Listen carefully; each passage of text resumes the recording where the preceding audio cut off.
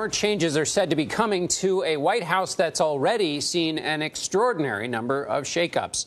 The president's national security advisor, VA secretary, housing and urban development secretary, and even his chief of staff are considered most at risk of losing their jobs. More than 20 other top officials have left the administration since Mr. Trump took office. According to the Brookings Institution, the Trump administration's turnover rate is higher than the rate of each of the last 4 administrations by the end of year 2. The president filled one vacancy yesterday, adding CNBC commentator Larry Kudlow as chief economic advisor to replace Gary Cohn. In the middle of this White House turmoil, Republicans are also dealing with the potential loss of a House seat in a strong GOP district. Dan Senor is a former advisor to Republican House Speaker Paul Ryan. Good morning. Good morning. Looks like the Democrat may have won in that Pennsylvania district. Yeah, it's a bad sign. Bad sign. Bad sign. It's the 7th special election since President Trump has been elected, or since he's been sworn in.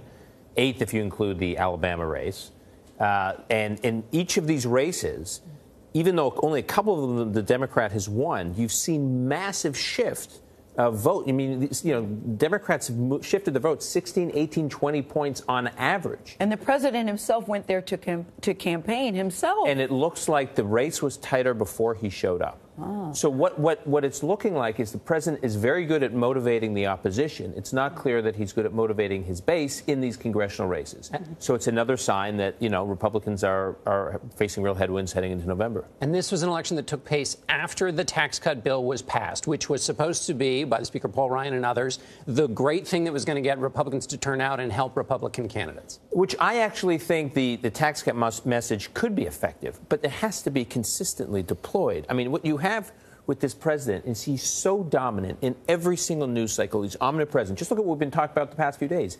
Staff shakeup. This one's in. This one's out. Chaos. North Korea. Stormy Daniels. Do you think, but let's talk about that for a second. Do you think people care? It's so hard to me to wrap my brain around a porn star and a president in the same sentence. Do you think voters care about that story? I mean, it's so beyond anything we've ever had to deal with. There's very little recent precedent for it, but it seems to me if it supports, if it's in service of a narrative of chaos, yes, and if it's in service of a narrative of corruption, it's a problem. Okay. And that chaos you're talking about is a consistent message for those Democratic voters. In other words, that's what gets them motivated, is the president, and they feel kind of an impotent rage that there's nothing they can do about it. One way they can do something is elect Democrats. Right. I keep telling my Republican friends who are running for office, the opposition's motivation and their energy is not conditions-based. It's not like if they say, well, the economy's cranking, it's doing great, and there's no national security crisis, the world is basically stable, like we have a good story to tell. But the opposition is not, their fears and their anger is not calmed by conditions. It's all focused on one man, the revulsion against the president. So as long as he's in the frame, they're going to turn out in huge numbers. And what are you hearing about He says that he likes working in chaos. He says that people are lined up for these positions at the White House. A, do you think that's true? Because I wonder what it's like to work in a place where they say, Dan Senor, your job is on the line. John Dickerson, Norah O'Donnell, where you get up in the morning and your name is in the headlines as possibly not having a job by the end of the day. Who wants a job like that? It's very difficult. Look, to me, there are like 3 profiles of people who go to serve a president. Yes. One are the loyalists, people who've been with the president forever. Hope Hicks was like that. Mm-hmm. 2 are the sort of process people, the people who just want to serve the office. They feel like it's a role of public service to come in and out of these administrations. Jim Mattis probably fits in that profile. John Kelly. And then there are the ideologues, and I don't say that pejoratively. People who care about a set of ideas and are there to advance an agenda. And the problem is, if you look at all 3 of those categories, they're all going.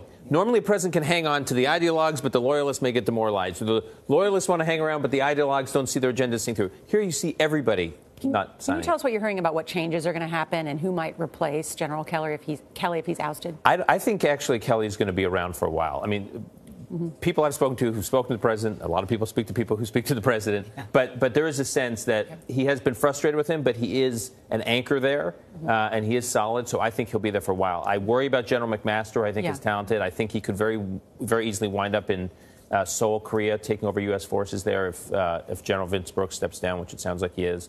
So I would look out for McMaster as possibly the next one to go. That's okay. Thank you. All right. Thank you, Dan Senor. SN, CBS News, always on. Hi, everyone. I'm Anne-Marie Green. And I'm Vladimir Dutia. Thanks so much for joining us. We begin this hour at the White House, where major staff shakeups are shaking the administration. More than 20 top officials have been fired, resigned, or have left the Trump administration since the president took office. This, of course, comes after Secretary of State Rex Tillerson was fired Tuesday. More officials are expected to leave the White House in the coming weeks. CBS News Chief White House Correspondent Major Garrett is joining us now to break it all down. Major, what is the latest there? Whose job is in jeopardy? I know there are a lot of rumors. There's rumors, there's emerging fact, there's general confirmation. So let me just try to separate fact from fiction as best I can. Senior administration officials have been saying all week more cabinet secretaries are going to be relieved of their positions this week. One of the reasons, the president's concern about, quote, exorbitant spending. So if you have been in the headlines as a cabinet secretary for spending money that the taxpayers have financed to your agency and you've been spending it unwisely and you've been caught, you're in very serious jeopardy. That would include, I'm told, Ben Carson, the Housing and Urban Development Secretary, David Shulkin, the Veterans Affairs Secretary, possibly Ryan Zinke at Interior, although he's a favorite of the president's. He may not be in that same category. Those two cabinet secretaries for sure would be and are in serious jeopardy and could be gone by the end of this week. Internally at the White House itself, Chief of Staff John Kelly, according to congressional and administration sources, also could be on the way out. In addition to that, the National Security Advisor, H.R. McMaster, expected to be replaced by John Bolton. All of those names and all of those positions we could see change hands in the not too distant future, quite probably by the end of this week. Major, let's talk about some of the new names in the White House. The president on Twitter this morning essentially saying what we all knew was coming, that Larry Kudlow of CNBC will be his new chief economic advisor as director of the National Economic Council. There are a lot of people on the outside, a lot of pundits, a lot of Washington insiders that have suggested that not only is Mr. Kudlow's background interesting for this job, I mean, he did serve in the Reagan administration as an economic advisor, but that the president likes his TV moxie. He likes the fact that he and Larry Kudlow have been friends for a very long time. He likes the fact that he looks and sounds good on television, although I can tell you that one economist at Berkeley, so I get it, it's Berkeley, but he is an economist professor at Berkeley, has suggested that Mr. Kudlow's background in economics is a little bit stale and that this is sort of like appointing William Shatner as the head of the Seventh Fleet. But I knew you'd like that reference. That's pretty good. Yeah. That's pretty good. I like that. That's Brad DeLong of Berkeley. He's a professor of economics there. But what do you think of that the president has auditioned some people as he's remaking the cabinet in the image that he wants? He doesn't feel so much as if he has to listen to the advice of others, that he finally is getting his feet on the ground when it comes to being president. He's remaking the cabinet in his own image and hiring people that he likes on television. Well, that's been a constant pattern. If you're on television, you're likely to get a job offer from President Trump. Those two things have gone together. You may not ultimately get the job, but you're going to get a long and steady look from the president because you were on television. These things go hand in hand. Larry Kudlow last served in the 1980s, early in the Reagan administration, and there are plenty of times he's written or said things on television that haven't borne out when he's made economic predictions. I won't bore you with all the details, but there's plenty you can look up about what he said as the Great Recession was emerging. He was very bearish about the economy, even as evidence mounted of deep problems within the economy, problems that later manifested themselves into the Great Recession. Larry Kudlow not only didn't see it coming, but criticized intensely those who were predicting things were about to fall apart or there was evidence suggesting they might fall apart. So he has a very poor track record in that context. Even so, he's close to the president, was part of the team that built the original tax cut plan of the Trump campaign. He was an outside advisor as the tax cut bill made its way through Congress. But in the main, the real focus of the new head of the National Economic Council will be about guiding trade policy, because that's the great variable in 2018 for the Trump economic team. It's not about tax cuts or anything else. It's only about trade. And Larry Kudlow is very willing, and has said so publicly, to raise tariffs and place them on China for its various trade actions against the United States and its trade policies with the United States. He does not favor getting rid of the North American Free Trade Agreement or raising tariffs or imposing tariffs on economic allies. That will put him in the center of that conversation, because most of the work on the other part of the Trump economic agenda, tax cuts, that was done by Gary Cohn. He was the point person. He was the most important negotiator with Congress. That job got done on Gary Cohn's watch, and he deserves most of the credit for making that happen.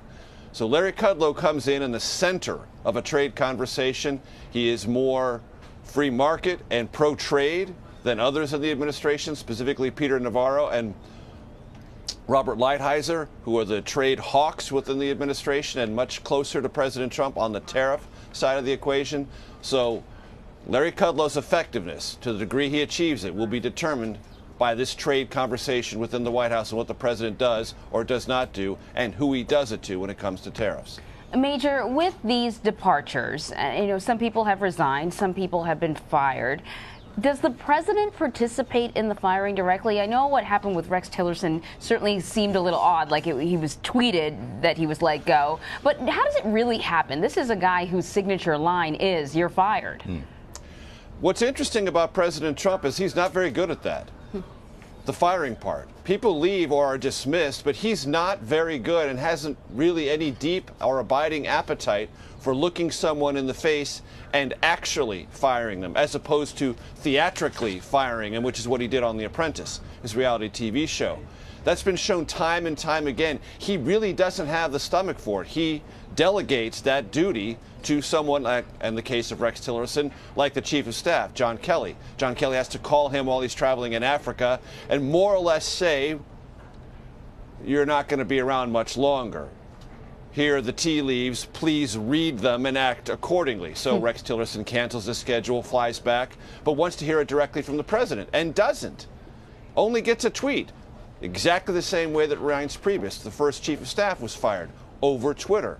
Looking someone in the face and actually telling them you're fired, in reality, as President of the United States, is not something President Trump has proven comfortable with. So this happens through other channels or on Twitter. Major, before we let you go, I know it's cold out there, but I just want to ask you about this Washington Post report. During yesterday's fundraising speech in St. Louis, President Trump apparently made up a trade deficit claim in a meeting with Canadian Prime Minister Justin Trudeau. What is your take on that report, and why could this be problematic ahead of a potential meeting with North Korean leader Kim Jong-un? Well, this is part of a tape-recorded conversation made during this fundraising speech. We don't have that tape-recorded conversation. Props to the Post, who did get it. And if that transcript is to be believed, and there's no reason not to believe it, the president basically said, "I made up something with Justin Trudeau just to drive my negotiating point, because I believe whatever Canada believes about whether it does or doesn't have a trade deficit with the United States, I believe they do, and I believe the trade practices are subsidized, therefore they're unfair, and I'm going to push back as aggressively as I can." U.S. allies, Canada, Mexico, and the rest, have learned over the past year that the president has this sense that America is being taken advantage of economically, and he's not going to tolerate it anymore, and he's going to aggressively push back because he believes that to be true. Whether it's actually true and provably true is less important to the president than he believes it. And world leaders, Justin Trudeau among them, are having to figure out how to adapt to that. What does this mean in the end? Well, you can't restructure trade agreements unless there is an agreement. And you can't have trade policy that is agreeable unless everyone agrees. Well, what are the things you have to agree on? What are the facts? What are the underlying realities of that which you're disputing? Eventually, those facts will have to assert themselves, whether the president either believes them initially or wants to believe them in the end. You know, I think the president, when he said that, maybe he was sort of joking around, appealing to the crowd. But the first thing I thought was, he's going into this meeting, maybe in May, with Kim Jong-un. You can't just make things up or sort of say something that you think is funny. I mean, this is sort of a serious business. Although Kim Jong-un probably will. I mean, in that context, and probably only in that context, I think both leaders assume they can come in saying just about anything. Right. Yeah. Because there's no established precedent, there's no established protocol. They both come in with this sort of manic personality built up around them, one that they oftentimes feed themselves. So I imagine in that particular encounter, there will be a freewheeling dimension that both will bring to the table, and I'm not exactly sure how that will play out. I just know that lots of people will be paying very, very close attention. Well, if you're Japan or South Korea, you'd be nervous about that. But indeed. Yeah. Major Garrett, thank you so much. Sure. All right, we are following new. Sure. All right, we are following new details on Stormy Daniels.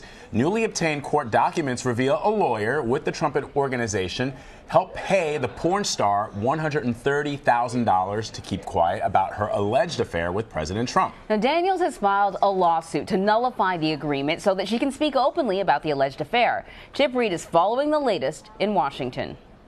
Well, here is that document. It was given to us by the attorney for Stormy Daniels, and it's a demand for arbitration filed by Michael Cohen's holding company 3 weeks ago. And under nature of dispute, it says breach of contract. And here's the key thing. It lists Jill Martin as the attorney for Cohen's company. But Jill Martin is also an attorney who has been with the Trump Organization since 2010 as a vice president and assistant general counsel. The Trump Organization has said in a statement that Martin was working in an individual capacity, and the company has no involvement in the matter. But the fact that a lawyer for the Trump Organization is involved raises questions about Cohen's claim that he acted alone to pay Daniels. The White House says President Trump denies having an affair with Daniels. Anne Marie and Vlad? Chip Reed, all right, thank you very much. All right.